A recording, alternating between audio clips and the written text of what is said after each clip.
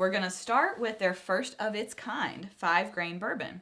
Now, it has a really unusual mash bill, which I'm excited to try. Okay. It combines corn, soft red winter wheat, barley, black seashore rye, and the unusual one, Carolina gold rice. Then it's aged for 3 years in new American oak barrels. Now, per their website, the aroma notes are smoke, spice, and sugar. For taste, we should get cinnamon, vanilla, and black pepper.